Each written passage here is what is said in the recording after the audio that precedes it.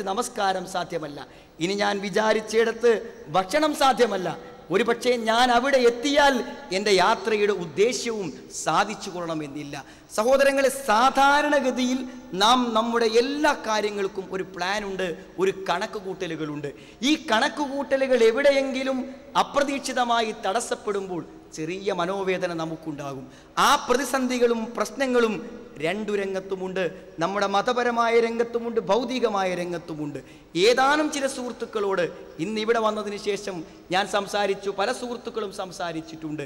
അവരോട് അവർക്ക് കൊടുക്കുന്ന കൗൺസിലിങ്ങിന് കൊടുക്കുന്ന ഫോമിൽ എഴുതാൻ പറഞ്ഞിട്ടുണ്ട്, നിങ്ങൾ ചർച്ച ചെയ്യാൻ ഉദ്ദേശിക്കുന്ന ഏരിയ ഏതാണെന്ന്.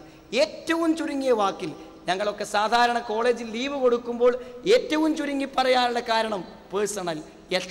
എന്താണ് കാരണമെന്ന് ചോദിക്കുമ്പോൾ എഴുതുന്ന പോലെ ഏറ്റവും ചുരുങ്ങിയ വാചകത്തിൽ എഴുതുമ്പോൾ മതപരം അല്ലെങ്കിൽ എൻ്റെ പഠന സംബന്ധമായ കാര്യങ്ങൾ എന്ന രണ്ടുത്തരങ്ങളാണുള്ളത്. ഒരുപക്ഷെ കടന്നു വന്നു നോക്കൂ സഹോദരങ്ങളെ, രണ്ടു രംഗത്തും പ്രശ്നങ്ങളുണ്ട്. ഞാൻ എന്താണ് ആഗ്രഹിച്ചത്? ഒരു മാതാവിനും പിതാവിനും ലാളനയേറ്റ് വളരുന്ന നല്ല ഒരു കുടുംബത്തിൽ അന്യോന്യം കളിച്ചും ചിരിച്ചും ആഹ്ലാദിച്ചും ഉല്ലസിച്ചും പോകുന്ന മാതാപിതാക്കളുടെ അടിയിൽ ഒരു കുടുംബത്തിൽ സന്തോഷമേറ്റ് വളരണമെന്നായിരുന്നു എൻ്റെ ശൈശവത്തിലെ മോഹം. സഹോദരങ്ങളെ, സാധിച്ചുവോ അത്? ഒരു പക്ഷേ എന്നും വഴക്കായ മാതാപിതാക്കളിൽ നിന്ന് അങ്ങനെ ഒരു ജീവിതം വരാതെ വരുമ്പോൾ ആദ്യമായി എൻ്റെ ജീവിതത്തിൻ്റെ വഴിയിൽ ഒരു പുതിയ ടെൻഷൻ, ഒരു തടസ്സം വരുന്നതോടുകൂടി പുതിയ ടെൻഷൻ ആരംഭിക്കാൻ തുടങ്ങി. ഒരുപക്ഷെ കുറച്ച് മുന്നോട്ട് പോകുമ്പോൾ എൻ്റെ പിതാവോ മാതാവോ മരണപ്പെടുന്നു അപ്രതീക്ഷിതമായ ഒരു പ്രായത്തിൽ. പിന്നീട് മാതാവിൻ്റെയോ പിതാവിൻ്റെയോ അഭാവത്തിലുള്ള എൻ്റെ കുടുംബജീവിതം സമ്പൂർണ്ണമായും എൻ്റെ പ്രതീക്ഷകൾക്ക് അനുസരിച്ച് ആയിക്കൊള്ളണമെന്നില്ല. അല്പം മുന്നോട്ട് പോയി ഒരു കോഴ്സിന് ചേർന്നു. കോഴ്സ് ഞാൻ വിചാരിച്ച പ്രതീക്ഷകളോടെ മുന്നോട്ട് പോയെങ്കിലും 1-2 വർഷം കഴിഞ്ഞപ്പോൾ മനസ്സിലായി അത് ഞാൻ വിചാരിച്ച പോലെ പൂർത്തിയാക്കാൻ പറ്റില്ലെന്ന്. മനസ്സിന് ടെൻഷനായി. കുറച്ച് മുന്നോട്ട് പോയി, കോഴ്സും കഴിഞ്ഞു. സഹോദരങ്ങളെ, വിവാഹത്തിലേക്ക് കാലെടുത്തു വെച്ചു. ഒരു വിവാഹത്തിൻ്റെ മുമ്പ് പ്രായപൂർത്തിയായത് മുതൽ കണ്ട സ്വപ്നങ്ങളെ, കണക്ക് കൂട്ടലുകളെ മുഴുവൻ അസ്ഥാനത്ത് കൊണ്ടായിരുന്നു വിവാഹത്തിൻ്റെ ആദ്യത്തെ പ്രഭാതം. എവിടെയാണ് മനുഷ്യന് ടെൻഷൻ ഇല്ലാതിരിക്കാം? ഏതൊക്കെ വഴിയിൽ തടസ്സങ്ങൾ ഉണ്ടാകുന്നുവോ അവിടെയൊക്കെ ടെൻഷനാണ്. സഹോദരങ്ങളെ, ഇതൊരു മേഖല.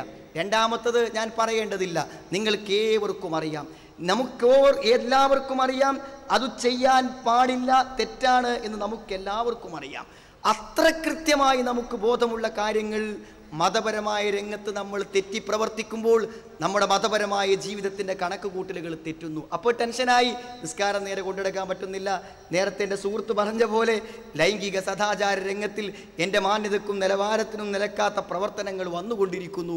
ഓരോ രംഗത്ത് പരിശോധിക്കുമ്പോഴും നമ്മെക്കുറിച്ച് തന്നെ നമുക്കൊരു മതിപ്പ് തോന്നാത്ത രൂപത്തിലുള്ള സ്വകാര്യ ജീവിതങ്ങളുമായി മുന്നോട്ട് പോകുന്നവൻ്റെ ടെൻഷൻ എന്താണ്? ആത്മീയമായ ജീവിതത്തിലെ വഴിവിട്ട ജീവിതം അവനെ ഉറങ്ങാനോ ഒരു സ്വസ്ഥമായി മുന്നോട്ട് പോകാനോ അനുവദിക്കാതെ വരും. സഹോദരങ്ങളെ, എന്താണ് പരിഹാരം? ലളിതമല്ലേ പരിഹാരം? ഒരു വിദഗ്ധനായ മനഃശാസ്ത്രജ്ഞൻ്റെ മുമ്പിൽ മണിക്കൂറുകളോളം ഇരിക്കേണ്ടതില്ല. നമുക്കൊരു വഴിയുണ്ട്. ആ വഴിയിൽ നേരെ നാം സഞ്ചരിക്കുക. ചെറിയ തടസ്സങ്ങൾ നമ്മുടേതല്ലാതെ വരുന്നുവെങ്കിൽ ആ തടസ്സങ്ങൾക്ക് മുമ്പിൽ ക്ഷമയോടുകൂടെ, വളരെ ബുദ്ധിയോടുകൂടെ, കൂടിയാലോചനകളോടുകൂടെ അത് പരിഹരിച്ച് മുന്നോട്ട് പോവുക. ഞാൻ ഉറപ്പിച്ചു പറയുന്നു, പരിഹരിക്കാൻ പറ്റാത്ത ഒരു പ്രശ്നവും ഇന്ന് നമ്മൾ ആരും അനുഭവിക്കുന്നില്ല. പക്ഷേ എന്താണ് പരിഹാരമെന്ന് കണ്ടെത്താനും അത് പരിഹരിക്കാനും ശ്രമിക്കാതിരിക്കുമ്പോൾ പുതിയ പ്രശ്നങ്ങളായി ജീവിതത്തിൽ വന്നുകൊണ്ടിരിക്കും. അതുകൊണ്ട് എല്ലാ രംഗത്തും ഇസ്ലാമികമായൊരു മാർഗനിർദ്ദേശത്തിന് അനുസരിച്ച് ജീവിക്കുക എന്നുള്ളത് തന്നെയാണ് പരിഹാരം. ഫഅൈന തദ്ഹബൂൻ, നിങ്ങൾ എവിടേക്കാണ് പോകുന്നത്?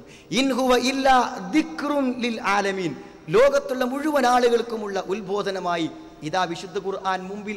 അതിൻ്റെ മാർഗദർശനങ്ങൾ സ്വീകരിക്കാതെ അതിനെ അവഗണിച്ചുകൊണ്ട് നിങ്ങൾ എവിടെ പോയാലും നിങ്ങൾക്ക് വിജയിക്കാനാവില്ല, ലക്ഷ്യസ്ഥാനത്തെത്താനാവില്ല. അതുകൊണ്ട് ആർക്കെങ്കിലും ഉദ്ദേശമുണ്ടെങ്കിൽ ലിമൻ ശാഅ മിൻകും അൻ യസ്തഖീം, നന്നാവണമെന്ന് ആർക്കെങ്കിലും ഉദ്ദേശമുണ്ടെങ്കിൽ ജീവിതത്തിൽ മുഴുവനും സമാധാനത്തിൻ്റെ മാർഗദർശനം നൽകുന്ന വിശുദ്ധ ഖുർആനിനെ അറിഞ്ഞും ഉൾക്കൊണ്ടും സന്തോഷത്തോടുകൂടെ മുന്നോട്ട് പോവുക എന്നതാണ് സഹോദരങ്ങളെ സത്യത്തിൽ ഈ സന്ദർഭത്തിൽ മുഖവുരയായി പറയാനുള്ളത്.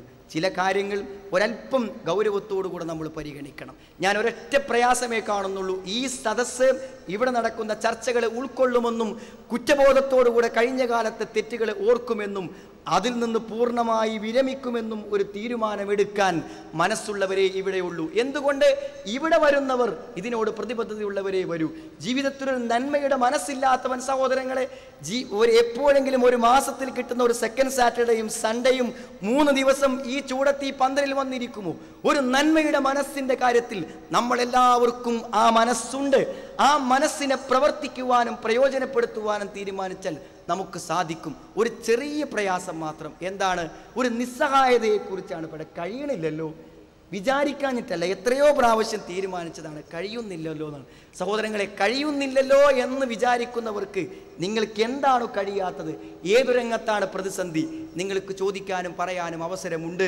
അതോടൊപ്പം ഞാൻ പറയുന്നത് കഴിയും, സാധിക്കും എന്ന് നമുക്ക് ഉറപ്പിച്ച് പറയാൻ പറ്റും. സാധിക്കാത്തതൊന്നും ഇസ്ലാം നമ്മളോട് നിർദ്ദേശിക്കില്ലല്ലോ.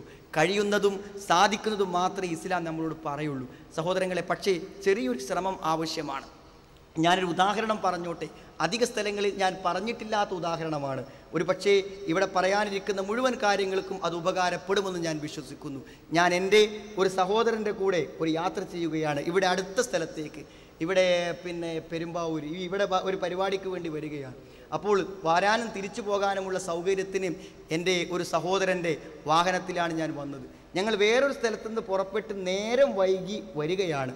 അങ്ങനെ ഏകദേശം ഭക്ഷണം കഴിച്ച് പാതി വഴിയിലെത്തിയപ്പോൾ അദ്ദേഹം എന്നോട് പറഞ്ഞു, ഒരു കടയുടെ മുമ്പിലെത്തിയപ്പോൾ വാഹനം ഇവിടെ നിന്ന് നിർത്തണം. അപ്പോൾ നിർത്തണമെന്ന് എന്നോട് പറഞ്ഞപ്പോൾ ഞാൻ ചിന്തിച്ചു, വാച്ചിലേക്ക് നോക്കി അസ്വസ്ഥനായിക്കൊണ്ട് വേഗത്തിൽ വാഹനം ഓടിച്ചു പോകുമ്പോൾ എന്തിനാണ് ഇവിടെ നിർത്താൻ പറഞ്ഞത് എന്ന് ഞാൻ ചിന്തിച്ചു. പക്ഷെ അദ്ദേഹം ഉടനെ പറഞ്ഞു, ഒരു കടലമുട്ടായി വേണമെന്നാണ്. അപ്പോൾ ഞാൻ അദ്ദേഹത്തോട് എന്താണ് ഇത്രയും ധൃതിപ്പെട്ടു പോകുന്ന ഒരു സന്ദർഭത്തിൽ ഒരു കടലമുട്ടായി, എനിക്ക് മനസ്സിലായില്ല. പക്ഷേ സത്യത്തിൽ അതിനെക്കുറിച്ച് ആലോചിക്കാനും ചിന്തിക്കാനും നേരല്ല. അദ്ദേഹം ഹാൻഡ് ബ്രേക്കൊക്കെ ഇട്ട് ഇറങ്ങണേക്കാളും നല്ലത് ഞാനാണ് വിചാരിച്ച് ഞാൻ വേഗം തുറന്നു അദ്ദേഹത്തിന് ഒരു കടലമുട്ടായി വാങ്ങിക്കൊടുത്തു. അപ്പോൾ അദ്ദേഹത്തിനും എൻ്റെ മനസ്സിലുണ്ടായ ഒരു ആശ്ചര്യം അദ്ദേഹത്തിന് മനസ്സിലായിട്ടാകാം അദ്ദേഹം എന്നോട് പറഞ്ഞു, ഞാനൊരു കടലമുട്ടായി വാങ്ങാൻ പറഞ്ഞതിൽ നിങ്ങൾ വിഷമം വിചാരിക്കരുത്. ഞാൻ പറയാൻ കാരണം, ഞാൻ കുറേ കാലം ഗൾഫിലായിരുന്നു. ഗൾഫിൽ എൻ്റെ സ്വഭാവം എന്താണെന്ന് വിചാരിച്ചാൽ സ്ഥിരമായി ഞാൻ പുകവലിക്കും. ഭക്ഷണം കഴിച്ചു കഴിഞ്ഞാൽ ഉടനെ എനിക്കൊരു സിഗരറ്റ് കിട്ടണം, അതാണ് എൻ്റെ ശീലം. ഗൾഫിൽ നിന്ന് വന്നിട്ട് കുറേ വർഷങ്ങളായി. എൻ്റെ അഭിപ്രായത്തിൽ ഒരു 10-15 കൊല്ലമായിട്ട് ഞാൻ ഗൾഫിൽ നിന്ന് വന്നിട്ട്. പക്ഷെ ഇപ്പോഴും അദ്ദേഹത്തിനുള്ള പ്രശ്നം, ഭക്ഷണം കഴിച്ചു കഴിഞ്ഞാൽ ആ പുകവലിയുടെ ഓർമ്മ വരും. അതിന് പരിഹാരമായി അദ്ദേഹം കണ്ടത് കടലമുട്ടായിയാണ്. കടലമുട്ടായി ഇപ്പോൾ അദ്ദേഹത്തിനൊരു അഡിക്ഷനായി മാറിയിരിക്കുകയാണ്. നോക്കൂ നിങ്ങൾ, തൽക്കാലം പുകവലിയിൽ നിന്ന് മോചനം നേടാൻ അദ്ദേഹം സ്വീകരിച്ച ലളിതമായ ഒരു പരിഹാര മാർഗ്ഗമാണ്. പക്ഷേ ഇന്ന് ആ ലളിതമായ പരിഹാര മാർഗത്തിന് അടിമയാണ് ഇപ്പോൾ അയാൾ. ഇതിലേതെങ്കിലും കാര്യത്തിൽ അഡിക്ഷൻ ഇല്ലാത്ത ആളുകൾ ഇരിക്കുന്നുണ്ടോ എന്ന് ചോദിച്ചാൽ നിങ്ങളുടെ സദാചാരത്തെ ചോദ്യം ചെയ്യലായിരിക്കും. ഒന്നില്ലെങ്കിൽ ഒരു പാൻ പരാഗ്, ഹാൻസ്, മ്യൂസിക്, അല്ലെങ്കിൽ എപ്പോഴെങ്കിലും കമ്പനി കൂടുമ്പോൾ ഒരു മദ്യം, അല്ലെങ്കിൽ സെക്സ് ഫിലിമുകൾ, സെക്സ് ചിത്രങ്ങൾ, എന്തെങ്കിലും ഒരു കാര്യം കാണാതെ ഒരാഴ്ച മുന്നോട്ട് പോകാൻ പറ്റാത്തവർ ആയിരിക്കും സഹോദരങ്ങളെ ഒരു പക്ഷേ സമൂഹത്തിൻ്റെ ഭൂരിഭാഗം. നമ്മുടെ സദസ്സിൽ അങ്ങനെയാണെന്ന് ഞാൻ പറയുന്നില്ലെങ്കിലും പല സുഹൃത്തുക്കളും പരാതിപ്പെടുന്ന ഇതിനെക്കുറിച്ചാണ്. നമുക്ക് മോചനം നേടേണ്ടത് സഹോദരങ്ങളെ ആ അഡിക്ഷനുകളിൽ നിന്നാണ്. തീർച്ചയായും നമ്മൾ മോചനം നേടണം. എന്നും യാത്ര ചെയ്യുന്നത് ഒരേ KSRTC ബസ്സിലാകുന്നത് കൊണ്ട് അതിൻ്റെ ജീവനക്കാർ മിക്കവാറും സ്ഥിരം ആളുകളായിരിക്കും.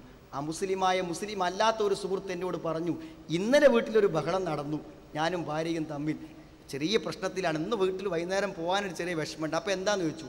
ഞാൻ ഒന്ന് കമ്പനി കൂടി ഒന്ന് വെള്ളടിച്ചു. അത് വൈഫ് അറിഞ്ഞു, ആകെ പ്രശ്നമായി എന്നാണ്. എന്താ പത്ര പ്രശ്നമാക്കാൻ, മതത്തിലൊന്നും അത്ര വലിയ തെറ്റൊന്നല്ലല്ലോ ഞാൻ അദ്ദേഹത്തോട് പറഞ്ഞു.